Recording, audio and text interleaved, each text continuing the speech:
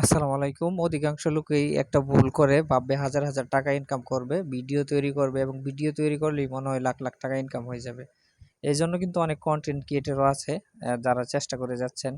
তো আমার একটা কথা হলো যে আপনি যদি অনলাইন থেকে টাকা ইনকাম করতে চান, যদি ১ম এ ইনভেস্ট করে ফেলেন, পরে যদি আপনি মনিটাইজেশন না পান কিংবা আপনার ভিডিওর যদি মান ভালো না হয়, যদি আপনার কোয়ালিটি ভালো না হয় এবং আপনি যদি সময় না পান, পরে কি করবেন? আপনার ১ম এই কোনো টাকা ইনভেস্ট অনলাইনে করা উচিত নয়।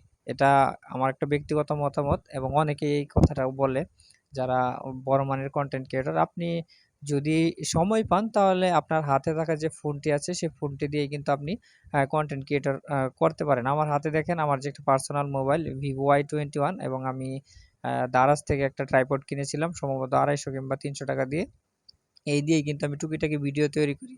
আরেকটা বিষয় হলো যে আপনি অনলাইন থেকে যে টাকা ইনকাম করতে পারবেন ভালো ক্যামেরা, মাইক্রোফোন করলেই, তাও কিন্তু বলা যাচ্ছে না। কারণ এখানে একটা ধৈর্যের বিষয় আছে। প্রচুর পরিমাণ ধৈর্য ধরতে হয় অনলাইন থেকে টাকা ইনকাম করতে হলে। ধৈর্য ধরা ছাড়া কোনো উপায় থাকে না। আরেকটা বিষয় হলো যে আপনি কাজ বাদে যদি এই ভিডিও তৈরি করেন সেক্ষেত্রে কিন্তু আরো খারাপ হবে। কাজ বাদে আপনি যদি পড়াশোনা বাদে ভিডিও তৈরি করেন সেক্ষেত্রেও কিন্তু খুবই খারাপ।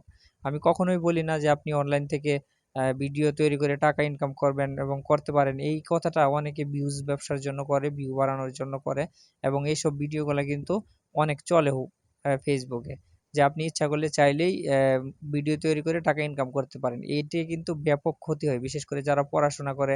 কারণ এখন স্কুল, কলেজ পড়ুয়া ছেলেমেয়েদের হাতেও কিন্তু ফোন থাকে। যদি তারা ভাবে যে মোবাইলে ভিডিও তৈরি করে টাকা ইনকাম করা যায়, তাহলে কিন্তু পড়ালেখা থেকে মনোযোগটা কমে যাবে। সো আমার কথা হলো যে, আপনি যদি ভিডিও তৈরি করতে চান, কনটেন্ট ক্রিয়েটর হতে চান, তাহলে আপনার একটা নির্দিষ্ট সময় বের করে করুন। যদি আপনি পড়ালেখা করেন, তাহলে পড়ালেখার পরে করতে পারেন কিংবা পড়াশোনা নষ্ট করে এই কাজটা করবেন না। আর যারা অন্য লাইনে আছেন, চাকরি আছেন কিংবা ব্যবসা করেন, তারাও যদি কনটেন্ট ক্রিয়েটর হতে চান, সেক্ষেত্রে কিন্তু আপনার মেইন যে পেশা, সেই পেশাটা ঠিক রেখে পরে কনটেন্ট ক্রিয়েটর হতে হবে। মানে হলো যে আপনি এই পেশাটা কখনো সিরিয়াসলি এবং মূল পেশা হিসাবে নিতে যাবেন না। কারণ এখান থেকে ঝরে যাওয়ার সম্ভাবনা অনেক আছে এবং কখনোই এটাকে মূল পেশা হিসাবে নেওয়া উচিতও না।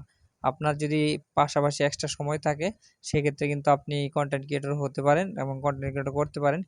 কারণ এই অনলাইন থেকে টাকা ইনকাম করাটা খুবই কঠিন এবং এইখান থেকে সফলতা অর্জন করাটা খুবই কঠিন। আমি আমার এই মোবাইল আর ট্রাইপডটা ধরে রেখেছি কেন? যে অনেকে জানতে চেয়েছেন যে আমি কি দিয়ে ভিডিও করি।